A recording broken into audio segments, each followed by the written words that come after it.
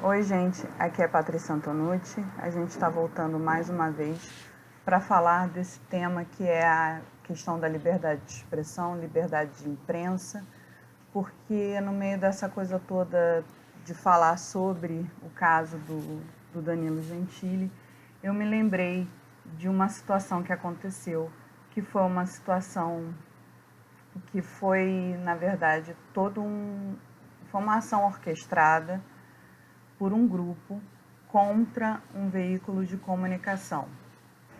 No caso, foi a Folha de São Paulo e uma jornalista que trabalha ou trabalhou lá, que foram processados por uma igreja em razão de uma matéria veiculada no jornal A Folha de São Paulo. Foram diversas ações em diversos pontos, né, porque a ação corria de acordo aonde o autor da causa residia, então, e elas foram propostas mais ou menos ao mesmo tempo, e foram muitas ações. Do que eu consegui localizar, foram propostas 77 ações. E em cada uma que foi julgada, acredito que elas todas tenham terminado agora, porque isso aconteceu lá para 2011, a igreja sempre perdeu, né? No caso foi a Igreja Universal. Isso foi bem debatido na época. É possível a gente verificar e encontrar notícias a respeito disso, tanto da própria Folha quanto de outros veículos jornalísticos. Inclusive achar qual é a matéria original que deu o aso para a igreja fazer esse tipo de ação. E aí eu trago esse acontecimento para a gente conversar, porque aí nesse caso foi o uso da máquina judiciária para tentar tolir a liberdade de imprensa de um veículo e de uma jornalista. Fica muito claro que eles entram com essa ação porque é uma série de ações, todas iguais, elas são colocadas em vários lugares exatamente até para atrapalhar a própria defesa do veículo jornalista e da outra pessoa, né? No caso da pessoa física que fez a matéria, e eles fazem uso da máquina judiciária como uma coação em relação à pessoa da jornalista e ao veículo.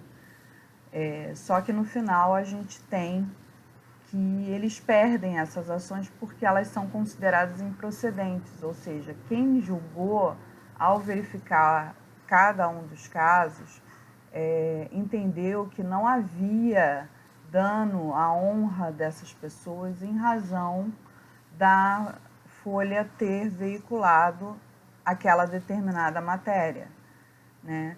Então, a gente pode colocar os dois casos lado a lado, né? O da Folha de São Paulo e o do Danilo Gentili, para a gente, de repente, debater essa questão da liberdade de expressão, da liberdade de imprensa, né? Que a gente pode ver que há uma diferença gritante entre os dois casos, porque a partir do momento em que foi verificado de que não havia justificativa, razões ou fundamento para aquelas ações, elas foram consideradas improcedentes.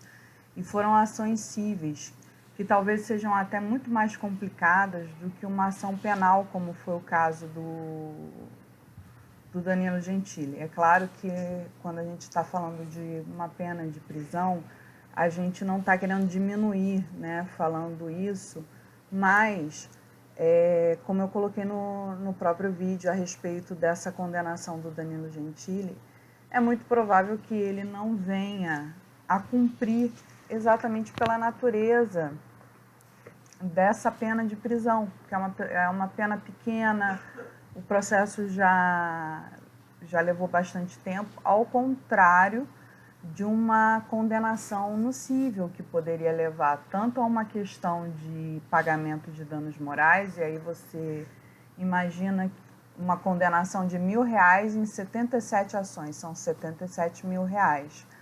Fora um pedido provável que deveria ter nessas ações de direito de resposta, né? E no caso, o direito de resposta é algo que vem acompanhado da liberdade de expressão, da liberdade de imprensa, que é o direito de que uma pessoa citada numa matéria ou dentro de algum veículo jornalístico ou de um texto de alguém tem de dar a sua versão dos fatos e falar a respeito daquilo que foi falado naquela matéria.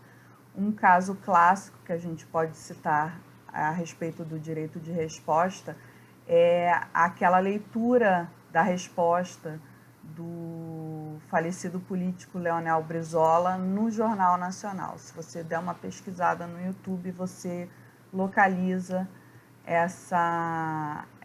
esse vídeo, né, que ele tá por aí, tem gente que já colocou, eu mesma já assisti, e é muito interessante a gente ver por esse lado. Então, a gente fica nesse debate da questão do uso, de repente, da máquina judiciária em prol de uma ausência de direito, que foi mais ou menos ventilado nesse caso das ações da Folha de São Paulo.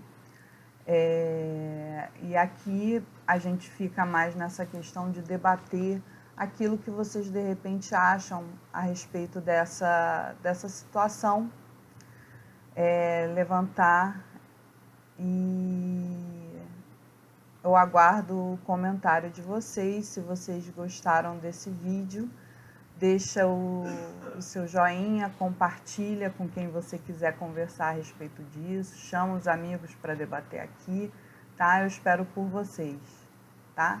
Então, até a próxima.